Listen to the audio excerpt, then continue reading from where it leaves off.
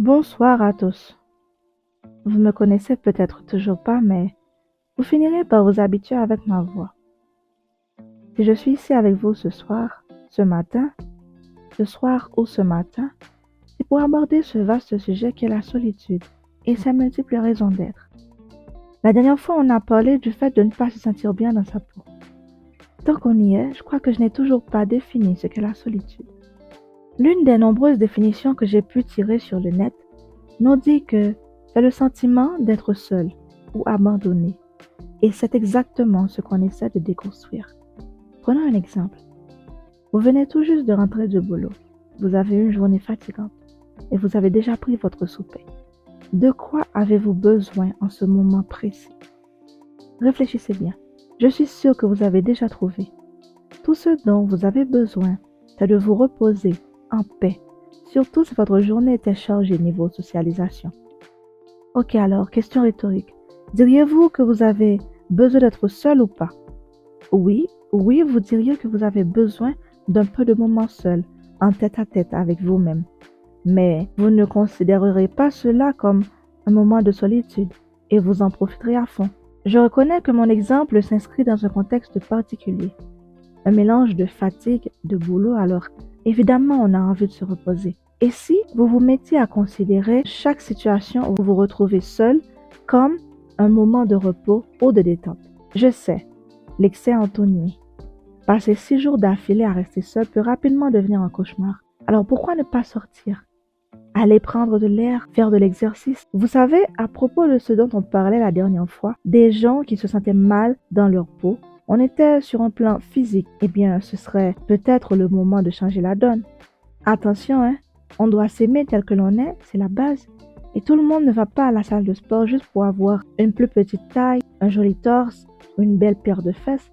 Mais si ça peut vous aider à vous sentir mieux, faites-le. Comme je viens de le dire, l'excès entonné. Le fait de rester sans rien faire également. Si vous avez du temps et que vous vous êtes assez reposé dans ce moment de solitude, entre guillemets, faites autre chose. Essayez-en de nouvelles, mettez-vous au sport afin d'avoir ce beau corps dont vous rêvez. Apprenez un nouveau métier. Et je vois venir de loin celles et ceux qui vont dire « À moi, il n'y a rien qui me plaît, alors tant mieux, vous aurez un plus large éventail de choses à essayer. » Vous dites qu'il n'y a rien qui vous plaît avant même d'avoir tenté quoi que ce soit. Je comprends que c'est la peur qui vous fait penser comme ça. C'est la peur et ce mauvais confort qui a fini par s'installer après toutes ces années. Moi, je pars du principe que vous ne pouvez pas savoir que telle ou telle activité ne va pas vous plaire tant que vous n'avez pas encore essayé. Lancez-vous, vous n'avez vraiment rien à perdre. Bon, peut-être un peu de temps, car si après avoir tenté, vous n'aimez vraiment pas, on peut être d'accord. Mais que vous le vouliez ou non, vous auriez appris quelque chose. Et ce temps-là, que vous considérerez comme perdu, eh bien, vous l'auriez passé à gaspiller le peu d'énergie que vous avez en ce moment, à penser à 1001 choses qui finalement ne vous auraient servi à rien. Vous l'auriez passé à penser à votre passé, à un futur qui n'existe pas encore, à inventer des moments dramatiques de vie qui ne feront qu'alimenter votre angoisse. Je regrette, mais on est d'accord que passer du temps à apprendre un truc que potentiellement vous n'aimez pas au final est 100 fois mieux que de se torturer avec de mauvaises pensées.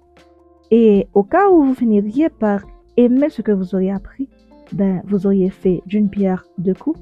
Premièrement, vous vous serez débarrassé d'un bon paquet de moments de solitude et deuxièmement, vous aurez découvert un nouveau talent chez vous. Et si en plus, cela vous fait gagner de l'argent, alors chapeau, vous avez réussi. En reprenant l'exemple de la salle de sport, si vous aimez vraiment transpirer, vous pourriez même devenir coach, découvrir de nouvelles méthodes, affiner les anciennes, et ainsi vous pourrez peut-être créer un programme afin de partager vos connaissances avec les autres. Et oui, vous pourrez faire tout cela en prenant la simple décision de ne pas vous complaire dans votre solitude. Il y a une quantité innombrable de choses que vous pouvez faire.